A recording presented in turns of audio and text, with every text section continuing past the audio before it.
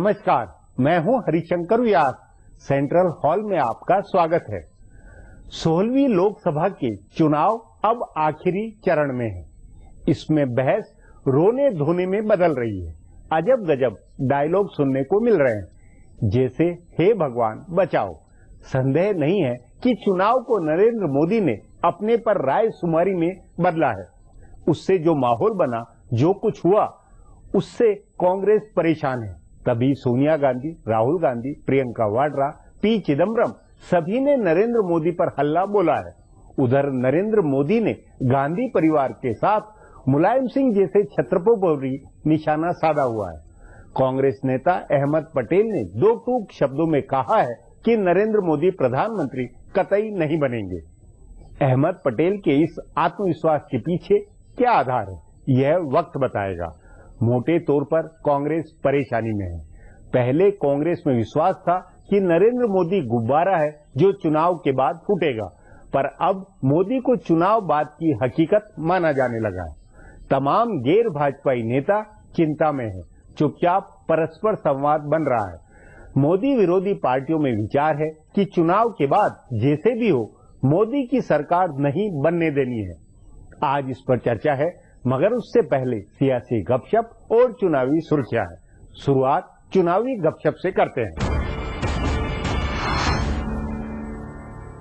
अटल बिहारी वाजपेयी के घर 6A कृष्ण मेनन मार्ग में गम का माहौल है। हालांकि खुद वाजपेयी पता नहीं इस गम को कितना महसूस कर पा रहे होंगे, लेकिन उनके घर में और उनके साथ रहने वाले दर्जनों लोग राजकुमारी कौल की मौत से गमजदा हैं। गुज़िश्ता तकरीबन 50 साल से वाजपेयी खानदान का हिस्सा रही राजकुमारी कौल का हफ्ते को इंतकाल हो गया। इंतखाबी सरगर्मियों के बीच कांग्रेस सदर सोनिया गांधी अफसोस का इजहार करने वाजपेयी की रिहाइशगाह गयी। बीजेपी के भी तकरीबन सभी सीनियर रहनुमा आखिरी रसूमात में हिस्सा लेने पहुंचे। राजकुमारी कौल दिल्ली यूनिवर्सिटी के रामजस कॉलेज में प्रोफेसर रहे मरहूम BN कौल की अहलिया हैं और अटल बिहारी वाजपेयी की गोद ली हुई बेटी नमिता की वालिदा हैं। नमिता की शादी पटना के रहने वाले रंजन भट्टाचार्य से हुई है और ये शादी खुद अटल बिहारी वाजपेयी ने तय करके कराई थी। वाजपेयी जब वजीर आजम थे तब 7 रेस कोर्स रोड में और उससे पहले हिज़्ब इख्तिलाफ के रहनुमा के नाते जब वो रायसीना रोड पर रहते थे तब भी राजकुमारी कौल ही उनका घर संभालती थी। बताते हैं कि ग्वालियर में पढ़ाई के दिनों से राजकुमारी कौल से वाजपेयी की दोस्ती थी। जब वो रामजस कॉलेज के कैंपस में अपने शौहर के साथ रहती थी तब भी वहाँ वाजपेयी का रोज का आना जाना था। बाद में वाजपेयी उनकी पूरी फैमिली अपने घर ले आए। वाजपेयी के वजीर आजम रहते कुछ मौकों पर राजकुमारी कौल, उनकी बेटी नमिता, दामाद रंजन भट्टाचार्य और नितिन निहारिका के नाम पर अक्सर बहस होती रहती थी, लेकिन आमतौर पर राजकुमारी कौल पर्दे के पीछे रही। जिस गुमनामी के साथ वो गैर शादीशुदा वाजपेयी की फैमिली की 50 साल तक रुकन रही, तकरीबन वैसे ही गुजर गयी।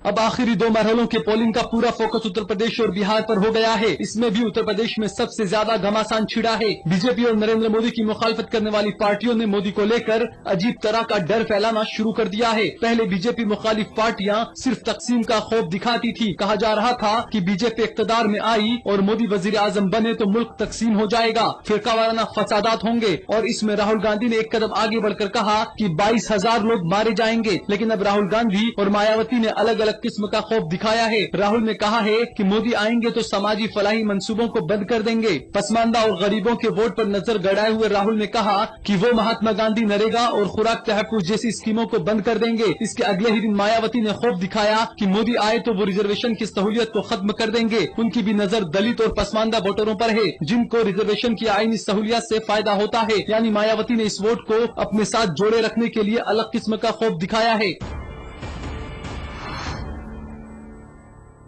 गांधी नेहरू खानदान के 2 नौजवान राहुल और वरुण गांधी इस बार जज्बात के सहारे इंतखाबी मैदान में हैं। राहुल तीसरी बार रुकने पार्लियामेंट बनने के लिए अपने खानदान की पुश्तैनी सीट अमेठी से किस्मत आजमा रहे हैं, तो दूसरी बार इंतखाब लड़ रहे वरुण गांधी अपना पुराना पार्लियामानी हल्का छोड़कर अपने मरहूम वालिद संजय गांधी के इंतखाबी हल्के सुल्तानपुर से लड़ रहे हैं। दोनों अलग अलग पार्टियों से लड़ रहे हैं, लेकिन दोनों बिल्कुल एक से अंदाज में वोट मांग रहे हैं और इलाके के लोगों से खुद को जोड़ने की कोशिश कर रहे हैं। दोनों को मजबूत टक्कर मिली है, इसीलिए मरहूम वालिद की की विरासत याद आ रही है। वरुण गांधी ने सुल्तानपुर के लोगों को संजय गांधी की याद दिलाई। उन्होंने कहा कि इस इलाके से उनका पुराना रिश्ता है। बाद में उनकी वालिदा मेनका गांधी तशरीफ करने गई तो उन्होंने भी अपने खिताब में संजय गांधी की याद दिलाकर लोगों को जज्बाती बनाया। बिल्कुल इसी तरह राहुल ने अमेठी में कहा कि वो जब तक जिंदा हैं अमेठी के हैं। उन्होंने अपने वालिद और दादी की याद दिलाई। सोनिया और प्रियंका गांधी ने भी राहुल की तशहीर में इस हल्के से गांधी खानदान के पुराने रिश्ते की याद दिलाई। राहुल अपने 10 साल के कामकाज की बजाय खानदान के नाम पर वोट मांग रहे हैं और वरुण भी नरेंद्र मोदी की लहर के नाम पर नहीं बल्कि अपने खानदान की रिवायत के नाम पर वोट मांग रहे हैं।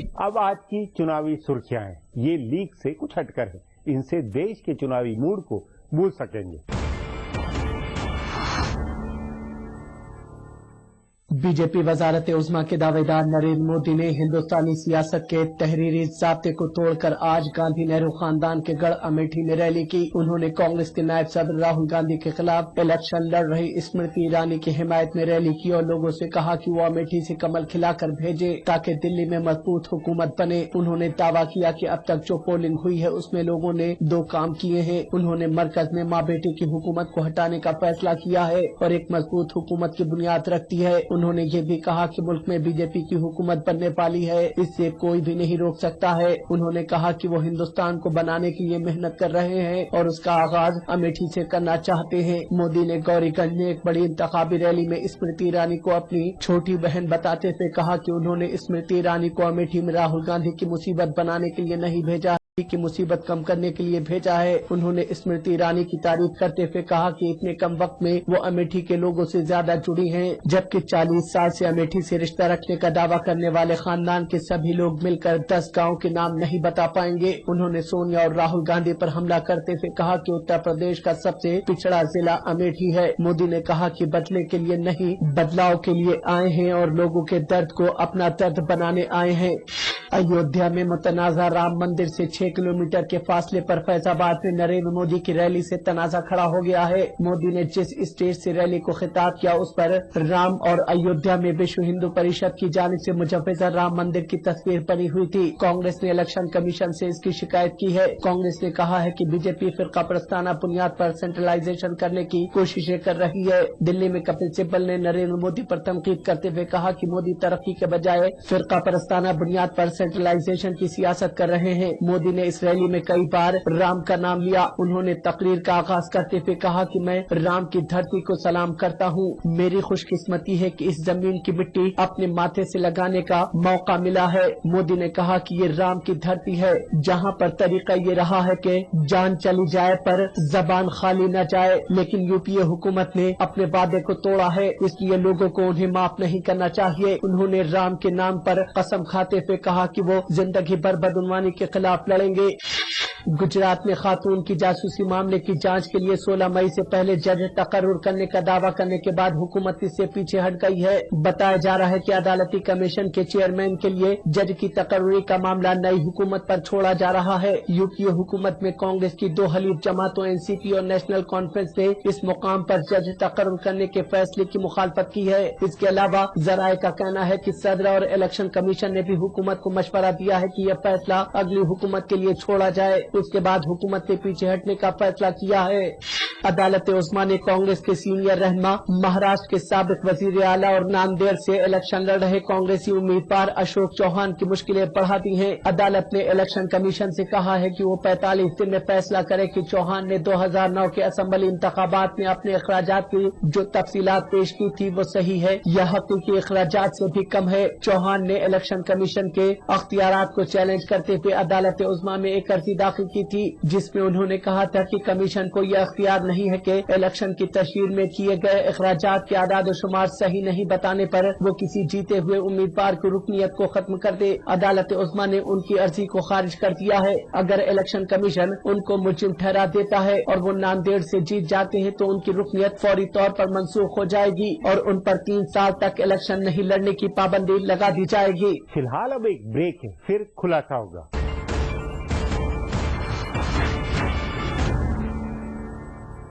मतदान का आखिरी दौर अब करीब है। इसी के साथ गैर भाजपाई पार्टियां चिंता में आई है। कांग्रेस बहुत मुखरता से आगे का ताना बाना बता रही है। मतलब कैसे भी हो देश को नरेंद्र मोदी से बचाने के सुर में कांग्रेस नेता बात कर रहे हैं। जैसे तैसे यूपीए 3 बनाने की बात है। इस पर आगे चर्चा करें उससे पहले देखें मेरा ये खुलासा।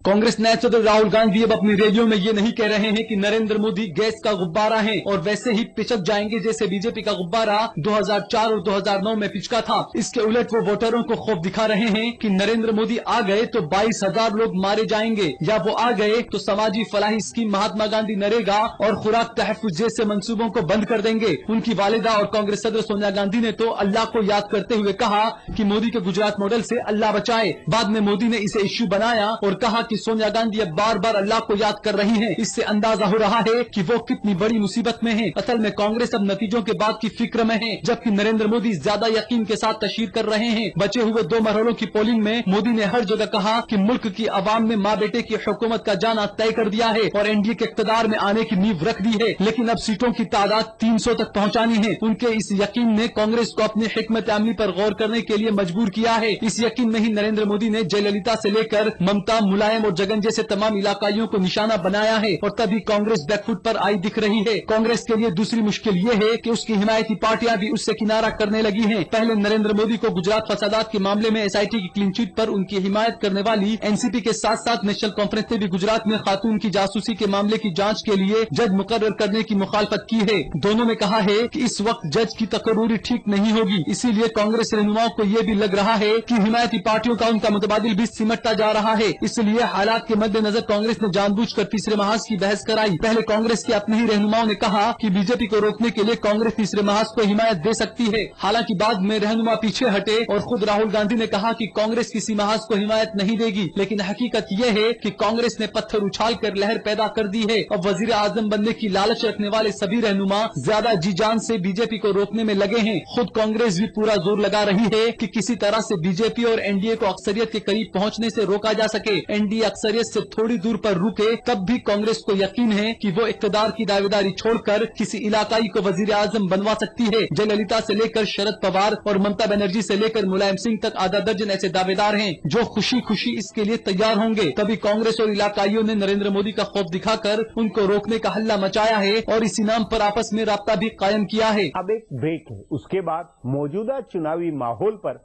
चर्चा करेंगे।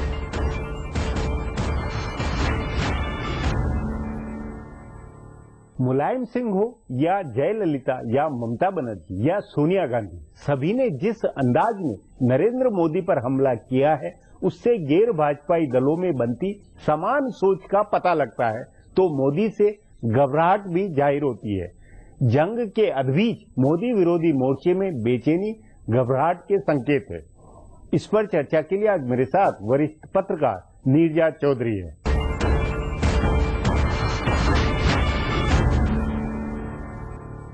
नीरजा जी, चुनाव अब बिल्कुल आखिरी दौर में है।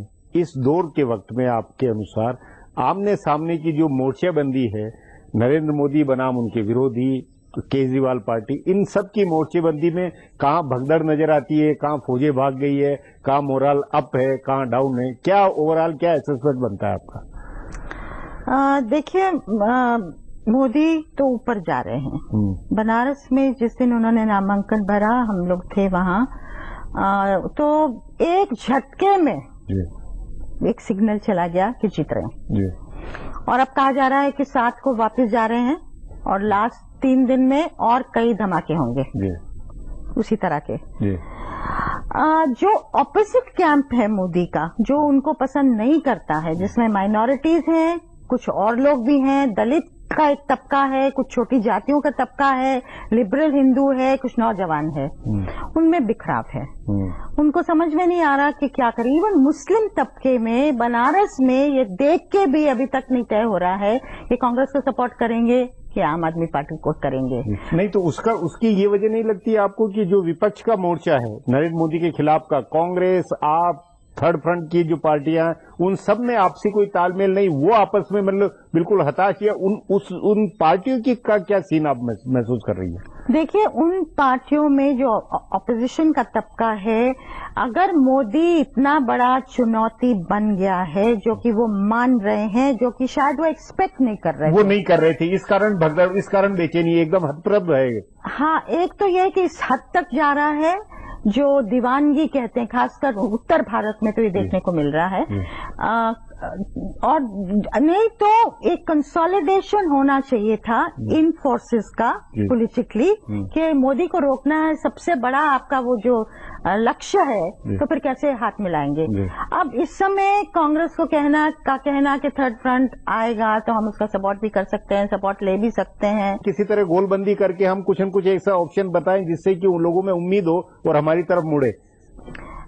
उम्मीद हो, पर इतना बिखराव है ना, मैं कह रही हूँ कि माइनॉरिटीज को समझ में नहीं आ रहा। बनारस जैसे शहर में जहाँ मोदी आगे भाग रहा है कि कैसे मोदी को रोक, किसको वोट दिया जाए, इसको या उसको, ये भी नहीं समझ में आ रहा है फिलहाल। उसमें ये नहीं लगता कि कांग्रेस के अजय राय हो या बीएसपी और सपा के बीच में और आप में कोई तालमेल बैठकर एक ही के पीछे आखिर में गोलबंदी हो और ऐसा पूरा पूर्वी उत्तर प्रदेश के अंदर हो ऐसा?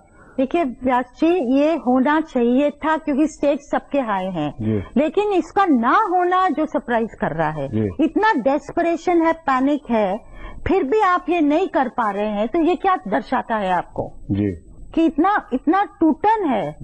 नहीं, पर ये नहीं लगता आपको, क्योंकि कुछ जगह से रिपोर्ट है कि नीतीश कुमार ने एक तरह से आरजेडी और कांग्रेस के उम्मीदवारों के पीछे अपनी तरफ अपने लोगों को कहा कि उनको भले जिताओ, या कुछ ऐसा टेक्टिकल अंडरस्टैंडिंग सपा और कांग्रेस में भी होती हुई लग रही है? देखिए, ये हो सकता है कई जगह पे कि सपा कहे कि सपा छोड़ने वाली नहीं है, पर सपा अगर उत्तर प्रदेश में मुख्य मुकाबले में है बिल्कुल, और वो ये अगर उसके जीतने का इतना भी चांस है, जैसे कि वेस्टर्न यूपी में उन्होंने मायावती को रोकना चाहा, मोदी को नहीं, चाहे मोदी जीतते हैं तो जीते वहां, तो जहां भी इतना भी चांस है वो नहीं कहेगी कि भाई कांग्रेस आप ले लो। लेकिन मैंने दूसरी चीज भी सुनी है, पाटलिपुत्रा आरा की जो है, जहां की यादव मुस्लिम कंबाइन आगे जा रहा था, तो कुर्मी को लगा कि ये तो यादव फिर से राइज कर रहा है, तो इससे अच्छा है कि बीजेपी की तरफ मुड़ जाओ। वो अचानक हुआ, नीतीश कुमार के समर्थक अचानक बीजेपी में चले गए। एक दो कॉन्स्टिट्यूंसी में ये भी हुआ, क्योंकि उनको भय है कि यादव राज फिर से ना हो, ये ऊपर न सर उठाएं, इस तरह का है। तो ये जो बिखराव है ऑपोजिशन में, और मोदी का आगे बढ़ना सबको, छोटी पार्टियों को भी डैमेज करेगा, कांग्रेस को तो कर ही रहा है, तो कहीं ना कहीं इनके भी स्टेक्स बहुत हाई हैं, लेकिन ये शायद समझ में बाद ही नहीं आएगा। आपका खुद का व्यक्तिगत अनुभव, जब चुनाव प्रोग्राम की जो घोषणा हुई थी और अब जो माहौल बना है, अब आज इस क्षण में जो हालात आपको महसूस हो रहे हैं, उसमें कुछ फर्क आया या एक्सपेक्टेड लाइन पे, अनुमानित लाइन पर ही ये सब कुछ हुआ है, या आपको भी कुछ चौंकाने वाली का अनुभव हुआ? देखिए, जो चौंकाने वाली बात है कि कितनी उम्मीद इस समय नरेंद्र मोदी ने जगाई है लोगों में। मुझे तो डर लगता है, ये उम्मीदों पर कैसे खरे उतरेंगे वो अलग कहानी है, लेकिन इसका मतलब है कि और उम्मीदों का जो कैनवास है, उम्मीदें पूरी अखिल भारतीय सब तरफ आप मानती है। हाँ, वो एक कितना आपका संगठन है, कहाँ आप प्रेजेंट है, उससे सीमित होगा। कांग्रेस, सपा, बाकी किसी पार्टी को अनुमान नहीं था कि ये अंदर ही अंदर अंतरधारा ये बन रही है और ये इस तरह की होगी। ये बिल्कुल लापरवाह पाए गए इस मामले में।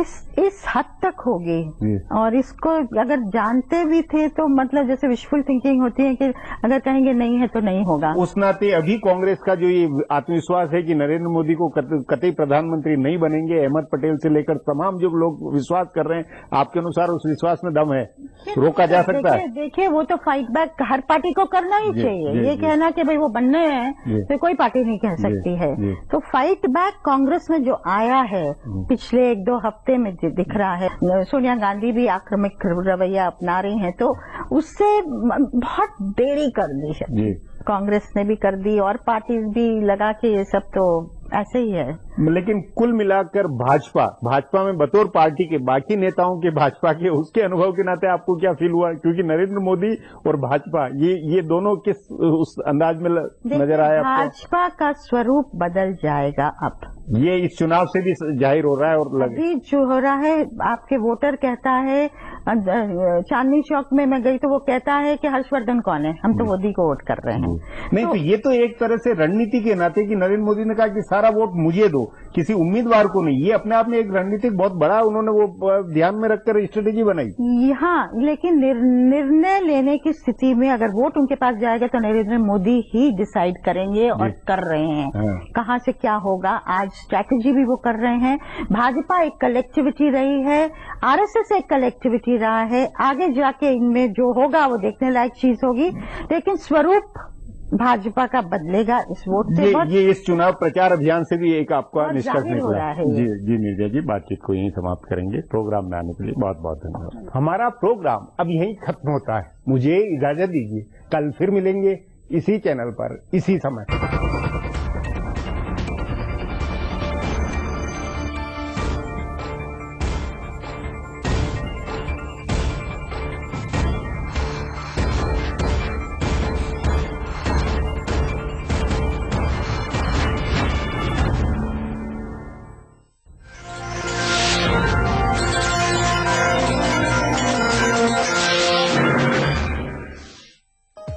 प्रोग्राम को पेश करने में ताउन किया Shri ultra red oxide, Bharat का एकमात्र जंग रोधक सीमेंट।